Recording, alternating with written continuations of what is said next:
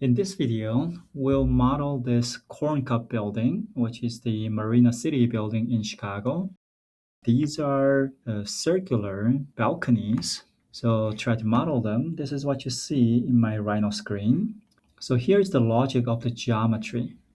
First of all, we will create a circle and divide the circle into points. And we can draw the semicircles along these points.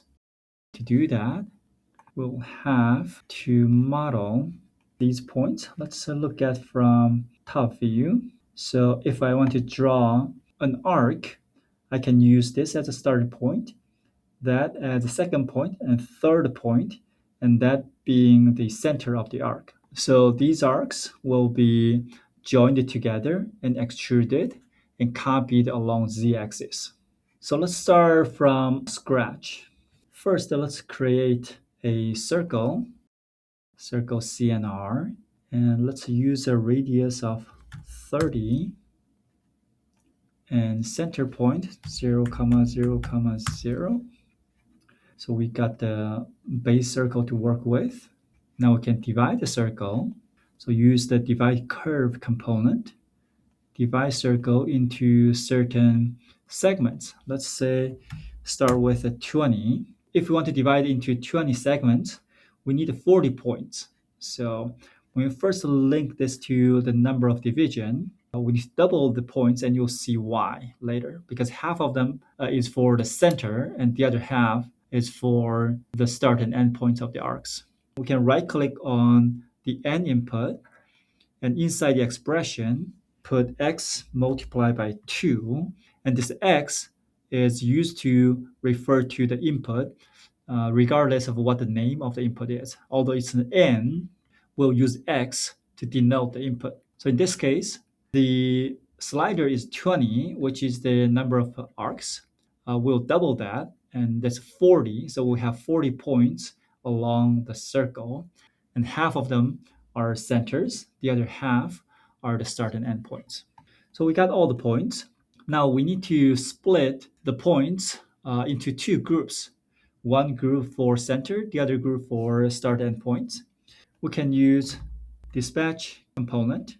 What this does is that it dispatches a list of items into two groups based on the pattern defined here. By default, it's true and false. So if we connect points to the list, then we have A group and B group. If we put a point data holder component, we can visualize these are the A group points, and these are the other points, which is the B group points. So we'll use B group points as the center points and A group point as the end points of the arc. And then we need the start and end points. So to do that, we'll use shift list component and shift by 1. And these will be the end points, and these will be the start points. So to visualize that, we can use point list component to see order of the points.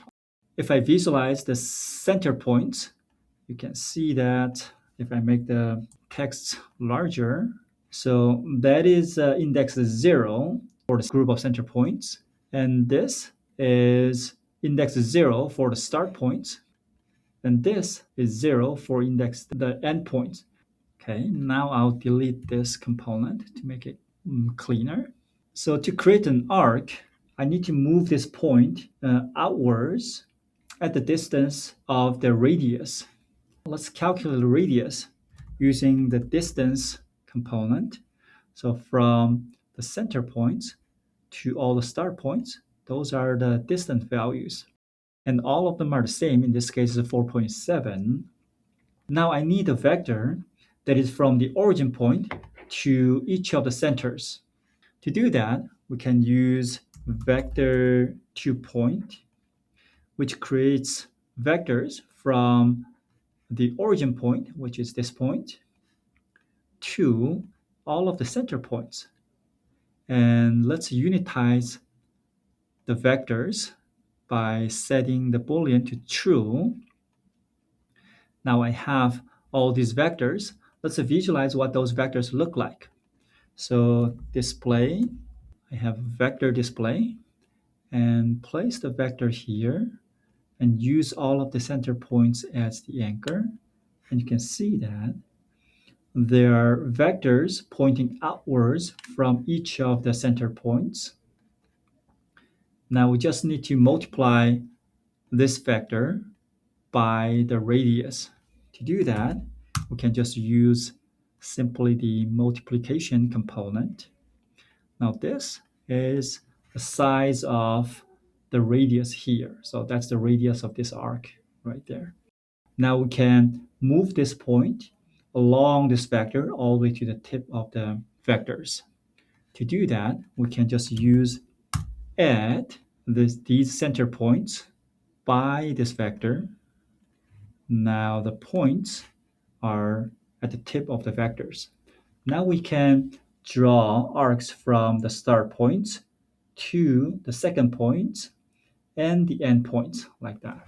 Delete this vector display to make it cleaner and use arc 3-point. So the first point will be these points. The second point will be these points. The third point would be these points. And now you can see all of the arcs around the large circle. And these are independent arcs, 20 of them. I can join the curves to make one close the planar curve. And now if you look at it from the perspective and hide all the rest of the components, you can see that I have one closed curve that represents the corncob building profile. I can extrude this curve along z-axis. Now I have a floor plate, but this is open top and bottom. I can cap the hole to make a floor plate. Now all we need to do is to duplicate all the floor plates. Use move component, move this along z-axis. Make a series of plates. So we can use series. If you plug it in, you can see that all of the floor plates are scaled at 1 unit, which is controlled by this input. We can set that to, let's say, 5. So you'll see I have a list of floor plates that looks like the corncob building.